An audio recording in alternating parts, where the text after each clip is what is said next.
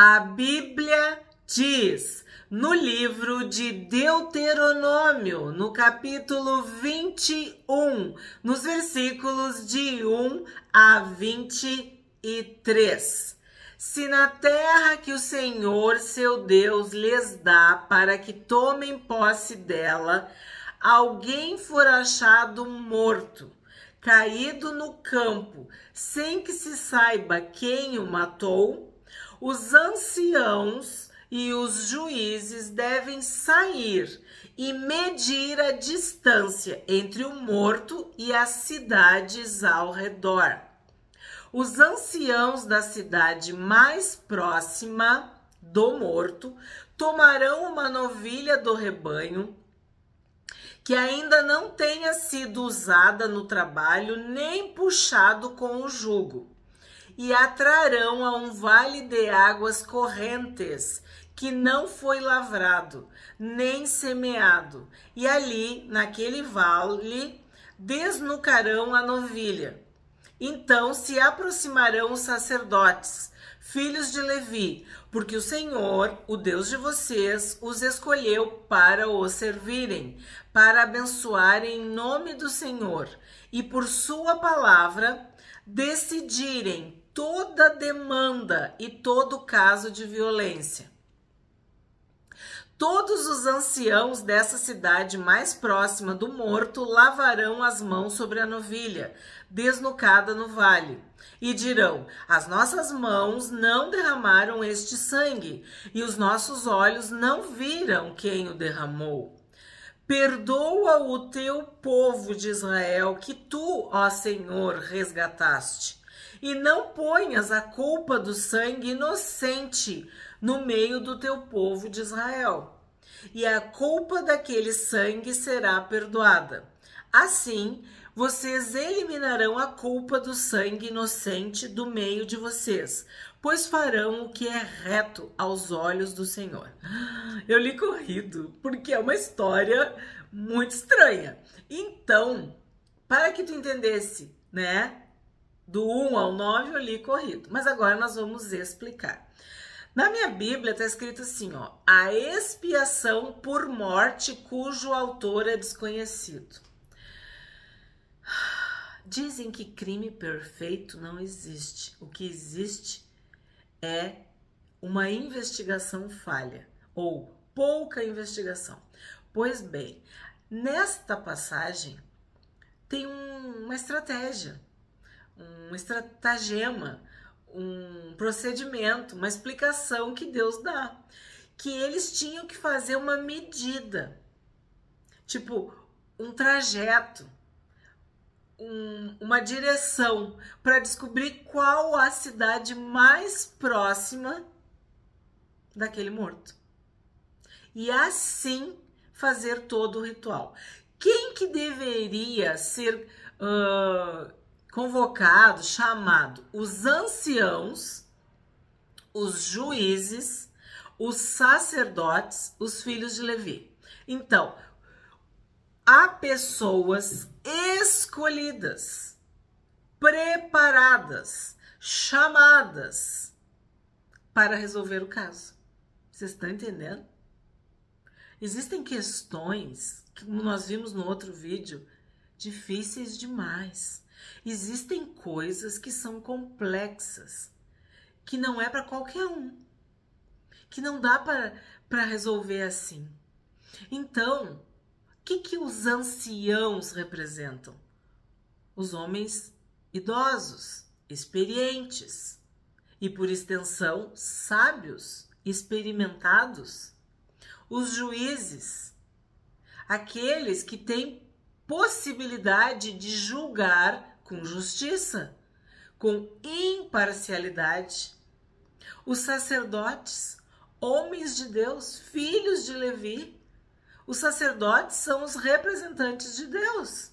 Então, para dirimir, resolver, esclarecer esse caso, tu precisava de pessoas escolhidas. Eles são escolhidos para isso.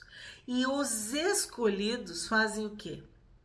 Eles servem abençoam e porque têm a palavra de Deus, porque guardam a palavra de Deus, porque obedecem a palavra de Deus, porque seguem o que a Bíblia diz, eles podem decidir, eles podem resolver, eles podem revelar, julgar, esclarecer o fato. Vocês estão entendendo que forte isso? Deus sabe. Ninguém se esconde de Deus, mas as pessoas só vão saber se Deus revelar. E Deus só vai revelar através dos seus escolhidos. Tu entendeu? E aí tem toda essa situação. Tem um morto, e aí vai ter que ter uma morte, vai ter que ter um sacrifício. Só que é interessante, né, a forma como a novilha é morta, né?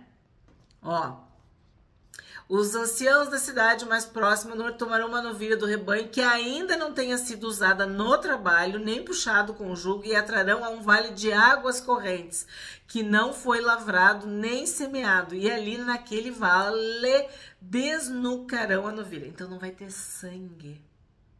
Vão desnucar a novilha. A morte da novilha vai ser diferente. Não vai ter derramamento de sangue. Por quê? Porque já foi derramado um sangue. Alguém já morreu. Então, vai ocorrer a morte da novilha, mas vai ser num vale. Ai, gente, é muito espiritual isso aqui. É muito simbólico. E águas correntes.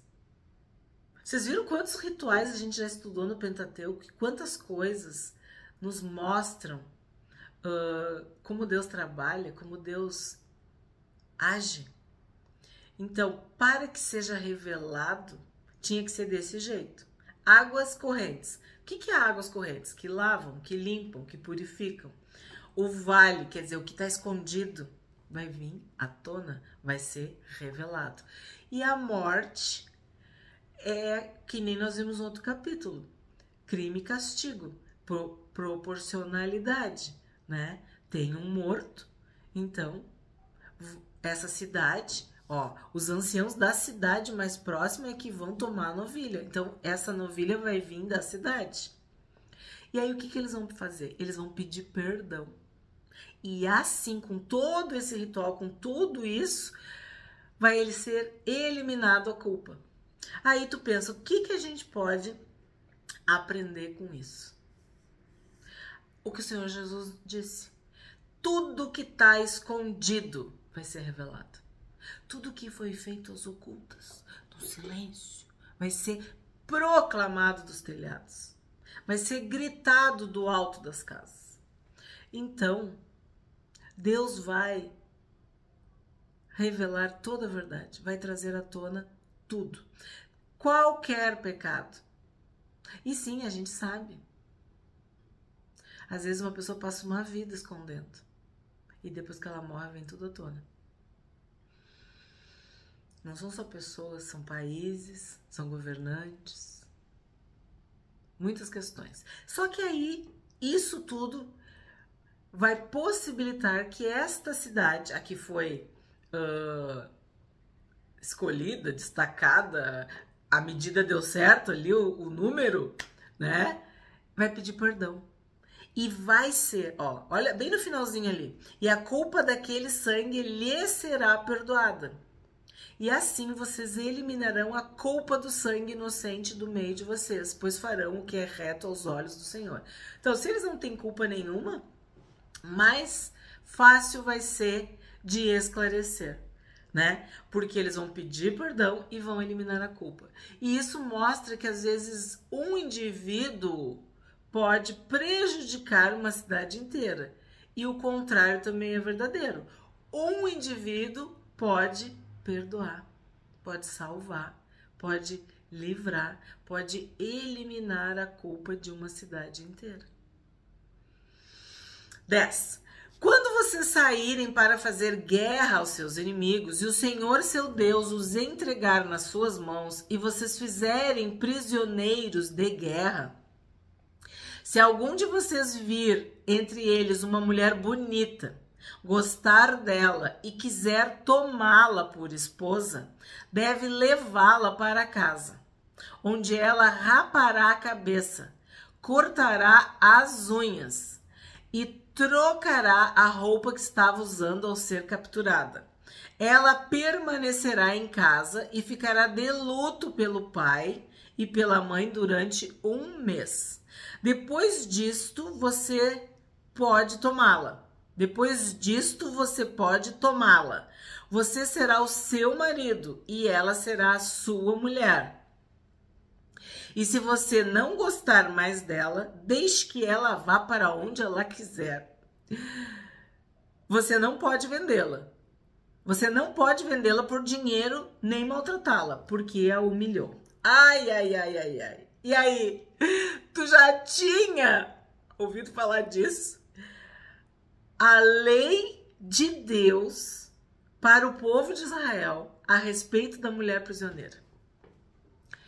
Que Deus é esse que nós servimos, que se preocupa, que se ocupa, que destina uma lei para a mulher prisioneira?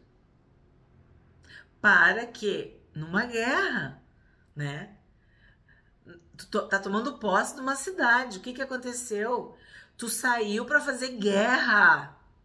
Mas houve amor, houve uma admiração, ó. O Senhor, seu Deus, entregar nas mãos e vocês fizerem prisioneiro de guerra, se algum de vocês vir entre eles uma mulher bonita e gostar dela e quiser tomá-la por esposa.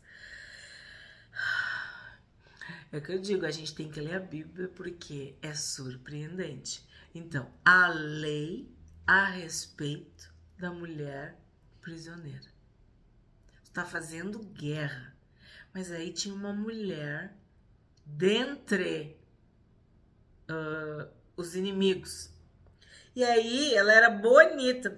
Tu vê? Se algum de vocês vir entre eles uma mulher bonita. Então, uma mulher bonita. Tu gostou dela? E tu quer tomá-la por esposa. Quer dizer, tu quer casar com ela. Aí tu vai ter que apagar o passado dela. Por que eu tô falando isso? Porque rapar o cabelo dela, rapar a cabeça dela, cortar as... Ela era bonita, mas aí ela raparam o cabelo dela, cortaram as unhas e trocaram a roupa que ela estava usando quando ela foi capturada. Então, o que tá falando aqui? Tu vai apagar o passado dela, porque ela não vai ter o cabelo que ela tinha, ela não vai ter as unhas que ela tinha e nem a roupa, né? Então, isso é uma forma de mudar as práticas, os costumes, talvez até a religião, né? Os rituais, a cultura dela. É aquilo que eu falo, é como se fosse um reset. Então, tu foi fazer guerra, isso que eu fico pensando. Saíram para fazer guerra. O que me chama a atenção é isso. Saiu para fazer guerra. O Senhor entregou nas tuas mãos. E tu tem direito de fazer prisioneiros. E dentre esses prisioneiros, tu viu uma mulher. E ela é bonita. E tu gostou dela. E tu pensou, quero casar com ela. Eu quero que ela seja minha esposa. Então, Deus permite, mas tem que seguir as regras. Cabelo. Vai ter que rapar o cabelo dela. Vai ter que começar do zero. As unhas é garra, é defesa, é agressividade. O que é unha, né? Por exemplo, eu tenho uma gatinha, vocês já conhecem, a Kika. Ela é uma fofura, ela é doce, mas ela tem unhas. E se acontece qualquer coisa, ela usa aquelas unhas, aquelas garras, e isso nos fere. Então, cortar as unhas da mulher prisioneira quer dizer, tu tá cortando as garras. Ela não vai poder te agredir. Ela vai ter que se submeter, se amansar. Não vai ter agressividade, não vai ter violência. E aí a roupa é quem a pessoa é. Então ela vai trocar de roupa. Ela vai trocar suas vestes.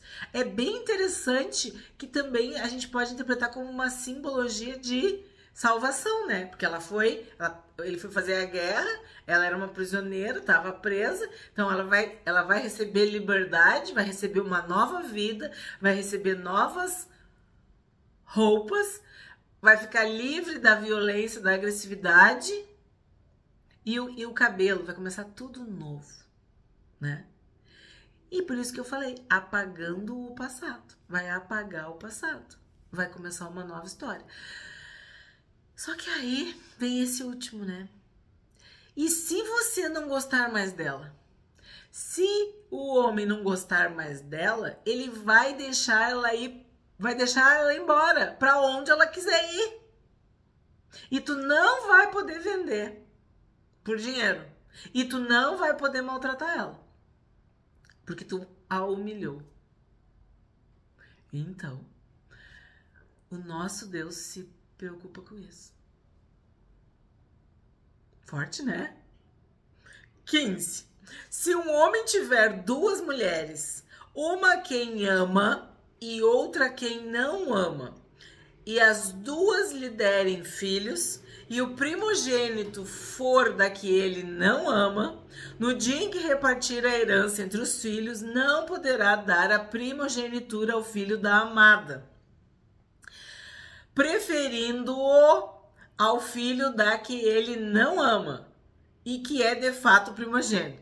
Fica calmo que eu vou explicar.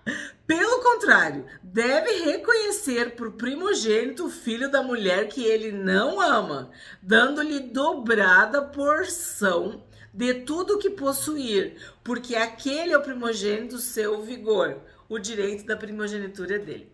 O texto não é muito fácil de ler. Por quê? É muito ou. Se um homem tiver duas mulheres, uma a quem ama e outra a quem não ama. Bom, nós vimos com Jacó. Jacó amava Raquel. Vocês lembram quantas vezes eu chamei a atenção, eu destaquei com vocês? Jacó amava Raquel, Jacó amava Raquel, Jacó amava Raquel. Ele não amava Lia, mas Deus abençoava Lia. E Lia deu filhos para Jacó. E o primogênito de Jacó era Rúben, que era filho de Lia.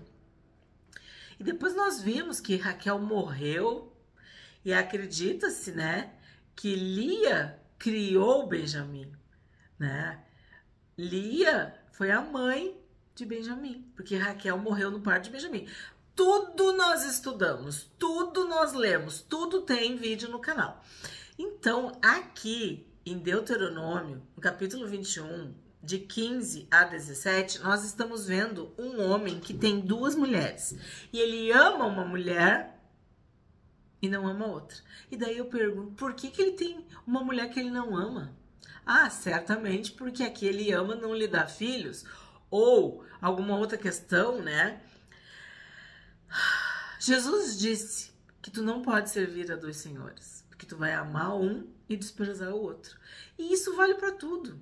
Isso vale para tudo. E inclusive para mulheres, para esposas. Nós estudamos quando essa história começou. Não foi no Éden. Deus criou homem e mulher. Homem e mulher, Deus criou. E Deus abençoou. Deixará o homem, seu pai e a sua mãe, unir-se a sua mulher. É no singular. E os dois serão uma só carne, tá? Claro, é nítido, é objetivo, é específico. Deus criou o homem para a mulher. Deus criou um homem para uma mulher para um homem, um casal. E os dois unidos formam uma só carne. E Deus abençoa. A bênção do Senhor está sobre um homem e a sua mulher. Vimos a história de Miriam, Arão e Moisés. Um homem da tribo de Levi que casou com uma mulher da tribo de Levi. E Deus abençoou essa família maravilhosa, né? E nós vimos o outro lado da história, que era Lameque. Lembra bem no início? o Lameque mau, que para diferenciar de Lameque, pai de Noé, eu fiquei o tempo todo falando Lameque mau, e ficou, né, o Lameque bom e o Lameque mau. Então, o Lameque mau, ele é o pai da poligamia, que essa palavra, eu lembro que no vídeo original eu errei, que ele era polígamo, né? Então, o Lameque mau foi que inaugurou essa história do um homem ter duas mulheres. E nós sabemos que o Lameque mau era descendente de Caim. E ele teve duas esposas, e a Bíblia conta, Moisés conta, que ele teve duas mulheres. Ele foi o primeiro que teve duas mulheres. Ele teve Ada e Zilá. E o Lameque, além de ser polígamo, ele era extremamente vingativo. Porque o texto fala que quem pisou nele, quem feriu ele, ele matou. E ele queria se vingar 70 vezes 7. Então, essa é a origem da poligamia. O plano de Deus era um homem e uma mulher. E dali a família, né? E a gente vê no Novo Testamento que está bem claro que o homem deve ser marido de uma só mulher. Então aqui no Deuteronômio, esse homem tem duas mulheres. Só que tem uma mulher que ele ama e a outra ele não ama. Então, uma mulher a quem ele ama e outra a quem ele não ama. Aí eu penso, para que ele tem uma mulher que ele não ama? As duas deram filhos para ele. Só que o primogênito foi da mulher que ele não ama. E como Deus faz isso, né? Que nem eu digo, o bom humor de Deus. Ele dá o filho para aquela mulher que é desprezada. Porque o homem ama a mulher independente dela lhe dar filhos. Mas aquela outra que é desprezada porque não recebe o amor do marido, Deus dá para ela filhos. E isso aconteceu com Raquel e Lia. Também aconteceu com Eucana, que era o pai de Samuel. Eucana tinha duas mulheres, Ana e Penina. Ele amava a Ana. E Ana não lhe dava filhos. E a Penina incomodava a Ana. E Ana orava, chorava, clamava, até que Deus deu para Ana Samuel. A história é linda. Temos vídeos no canal, inclusive na série Personagens Bíblicos sobre Samuel. E depois que ela oferece, vamos dizer assim, devolve Samuel para o Senhor, devolve Samuel para Deus, ela concebe outras vezes. Ela tem 5 filhos. Então, é outro caso de um homem que tinha duas mulheres. E ele amava uma e não amava a outra. Outro caso que a gente sabe. Esaú, que tinha uma mulher, daqui a pouco tinha duas, daqui a pouco tinha 3, daqui a pouco tinha 4. Né? Vamos ver se eu me lembro de mais algum. Tá, óbvio. Salomão. Salomão nós estudamos. Ele tinha 700 mulheres, né? Esposas. E 300 concubinas. Então essa história acontece. Só que aí o que tem aqui que é o diferencial da história? Que se o primogênito vier da que tu não ama, tu não vai passar para trás. Tu não vai lesar, prejudicar o filho porque tu não ama a mulher. Deus está dizendo que o primogênito vai ser honrado. Olha que forte isso. Quando Esaú desmereceu, não deu bola para a primogenitura, Jacó soube aproveitar a oportunidade. Mas depois Esaú, com lágrimas, quis a primogenitura, né? Mesmo com lágrimas ele não conseguiu. Mas ele faz aquela pergunta para Isaac: pai, tu não tem mais nenhuma bênção? Pai, tu só tinha uma bênção, tu não tem uma bênção para me dar? Então, o primogênito recebia a bênção da primogenitura, a bênção de abrir a madre, a bênção de fazer aquele homem pai daquela mulher mãe. Isso é uma bênção de Deus, é uma graça de Deus, é um presente, é uma dádiva, é algo importante. Então recebe esta bênção.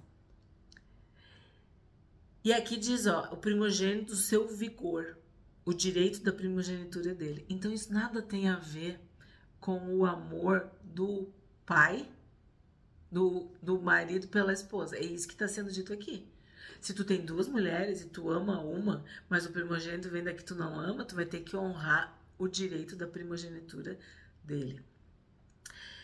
E aí a gente tem que lembrar de novo de Israel, de Jacó, o patriarca, que ele amava Raquel, mas o primogênito era Rúben, filho de Lia. Só que o que acontece ali? Rúben, ele se deita com a mulher de Jacó.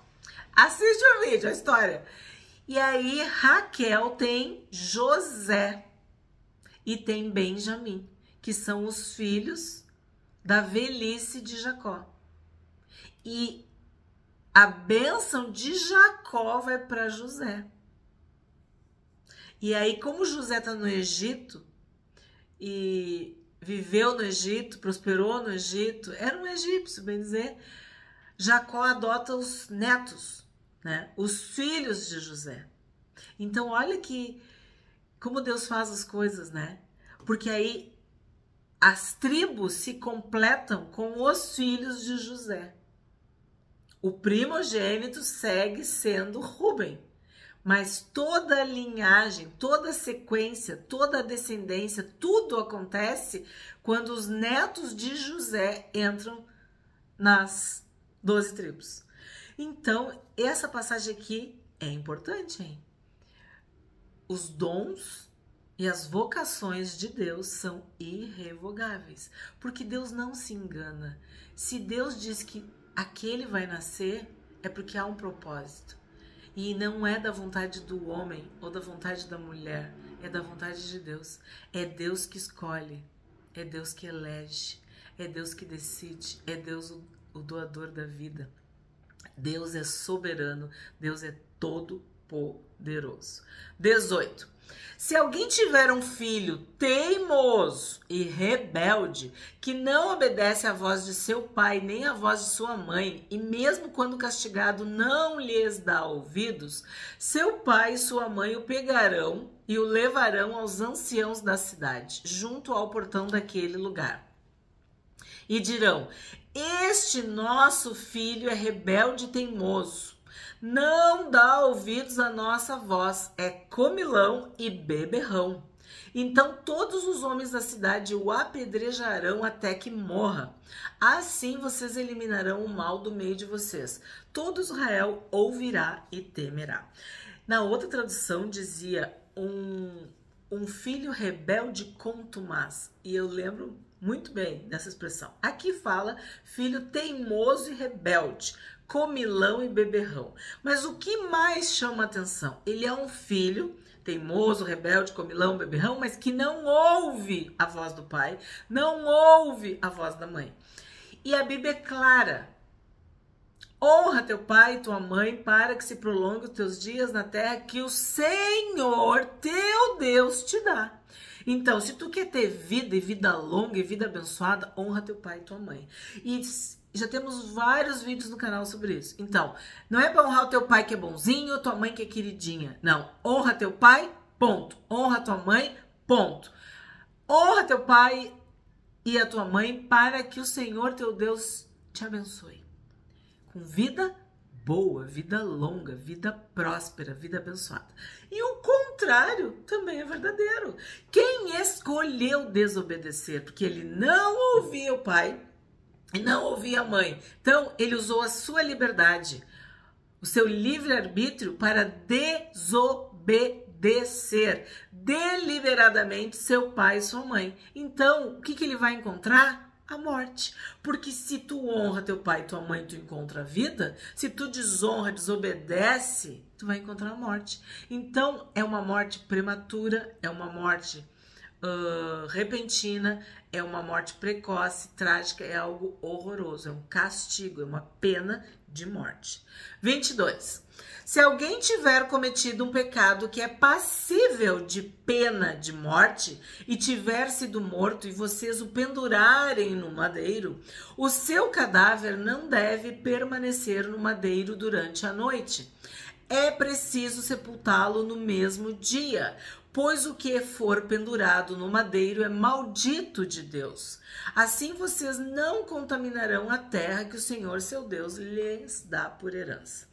Então, maldito todo aquele que for pendurado no madeiro.